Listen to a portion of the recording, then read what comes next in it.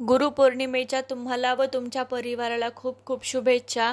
तर गुरुपौर्णिमेच्या दिवसाची सुरुवात छान रांगोळीपासून झालेली आहे। तर आज आपण बनवणार आहे पुरणपोळीचा देवासाठी नैवेद्य। तर त्यासाठी पहिला आम्ही डाळ छान शिजवून घेतलेली होती।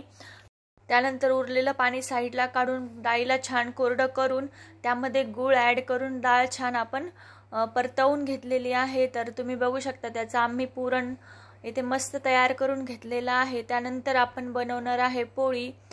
त्यासाठी आपण गव्हाचं पीठ पहिलं 1 तासासाठी भिजवण्यासाठी ठेवलेलं होतं। तर पीठ भिजवून झाल्यानंतर आपण छान पोळी करून घेणार आहे। तर बघा थोडंसं पीठ घ्यायचं आहे, त्यामध्ये छान पुरण भरून घ्यायचं आहे आणि त्याची छान आपण पोळी लाटून घेतलेली आहे। तर तुम्ही बघू शकता इथे मस्त आम्ही पोळी लाटून घेतलेली आहे आणि आता तिला आपण छान तव्यावरती भाजून घेणार आहे। तर तुम्ही बघू शकता इथे मस्त आपली पुरणाची पोळी रेडी होत आहे। तर इथे आम्ही तुपाचा वापर केला होता। तुम्हाला जे आवडत असेल त्याचा वापर तुम्ही करू शकता, तूप किंवा तेल। तर तुम्ही बघू शकता इथे मस्त आपली पोळी फुगलेली सुद्धा आहे। तर त्याला छान तूप टाकून घेतलेलं आहे वरतून आणि सगळीकडे त्याला स्प्रेड करून घ्यायचं आहे। तर बघा अतिशय सुंदर अशी आज आपण पुरणाची पोळी बनवलेली आहे। तर अशा प्रकारे आम्ही सर्व पोळ्या करून घेणार आहे। त्यानंतर तुम्ही बघू शकता इथे मस्त आमच्या पुरणाच्या पोळ्या रेडी झालेल्या आहेत। तर तुम्ही बघू शकता किती छान कलरही त्याचा आलेला आहे। त्यानंतर आपण आमटीची तयारी करून घेणार आहे। तर बघा इथे खोबरं कांदा आम्ही भाजून घेतलेला आहे, कोथिंबीर घेतलेली आहे आणि ही डाळ आहे जी आपण पुरणासाठी शिजवलेली होती ती आम्ही साईडला करून घेतलेली आहे। ते वाटण छान मिक्सरमधनं आम्ही बारीक करून घेतलं होतं। एक कढाई घेतली, त्यामध्ये तेल टाकून घेतलं। तर बघा तेल थोडंसं जास्त यूज करायचं आहे। त्यामध्ये हिंग थोडासा ॲड करून घेतलेला आहे। त्यानंतर आपण जो बारीक मिक्सरमधनं केलेला मसाला आहे तो ॲड करून घ्यायचा आहे आणि त्याला छान आपल्याला तळून घ्यायचं आहे। त्यानंतर थोडीशी कोथिंबीर ॲड करून घेतलेली आहे। तर बघा याला तेल सुटेपर्यंत आपण छान तळून घेणार आहे हा मसाला आणि मग त्यानंतर आपण यामध्ये ड्राय मसाले ॲड करून घेणार आहे। तर बघा थोडीशी हळद आम्ही ॲड केलेली आहे, 1 चमचा लाल तिखट ॲड केलेला आहे, 2 चमचे काळा मसाला ॲड केलेला आहे, घरगुती काळा मसाला आहे।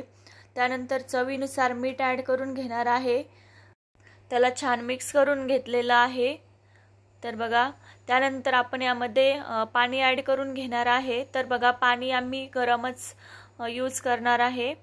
तर बघा गरमच पाणी शक्यतो भाज्यांना यूज करायचं आहे, त्याने छान आपल्या भाजीला तरी येते वरनं। त्यानंतर आम्ही कोथिंबीर ॲड करून घेतलेली आहे आणि याला छान आता आपण उकळी आणून घेतलेली आहे। तर तुम्ही बघू शकता इथे मस्त आपली आमटी रेडी झालेली आहे। त्यानंतर आपण कांदा भजी आज बनवणार आहे। तर त्यासाठी मी एक मोठं भांडं घेतलेलं आहे, त्यामध्ये फ्रेश कोथिंबीर आम्ही ॲड करून घेतलेली आहे। एकदम बारीक साईजमध्ये कांदाही कट करून घेतलेला होता तोही ॲड करून घेतलेला आहे। त्यानंतर यामध्ये हळद ॲड करून घ्यायची आहे, लाल तिखट ॲड करून घ्यायचं आहे, चवीनुसार मीठ ॲड करायचं आहे। तर बघा हे मसाले तुम्हाला आवडेल त्याप्रमाणे तुम्ही ॲड करायचे आहे। थोडासा ओवा हातावरती क्रश करून ॲड करून घेतलेला आहे आणि थोडासा खाण्याचा जो सोडा आहे तो ॲड करून घेतलेला आहे। त्याला छान आपण मिक्स करून त्यानंतर आपण लगेच डाळीचं पीठ ॲड करून घेणार आहे। त्या पिठामध्येच आपण याला छान मिक्स करून घेणार आहे। गरजेनुसारच आपण यामध्ये पाणी ॲड करणार आहे। तर तुम्ही बघू शकता जेवढं आम्हाला पाणी लागेल तेवढं आम्ही ॲड करून घेतलेलं आहे आणि त्याला छान परत मिक्स करून घेतलेलं आहे। कढाईमध्ये तेल टाकून घेतलेलं आहे।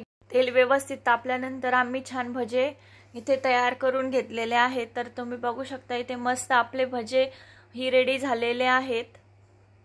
तर बघू शकता तुम्ही इथे मस्त आमचे भजे ही रेडी झालेले आहेत।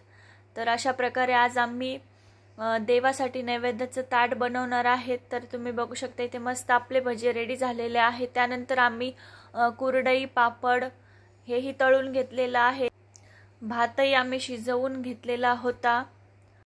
त्यानंतर आपण आता छान व्यवस्थित ताट रेडी करून घेणार आहे आणि देवाला नैवेद्य दाखवून घेणार आहे। तर तुम्ही बघू शकता इथे मस्त आम्ही देवासाठी नैवेद्याचं ताट रेडी करून घेतलेलं आहे आणि त्यानंतर आम्ही देवाला नैवेद्य दाखवून घेतलेला आहे। जर तुम्ही चॅनलला सबस्क्राइब केलेलं नसेल तर नक्की सबस्क्राइब करा, व्हिडिओला लाईक करा आणि शेअर करा।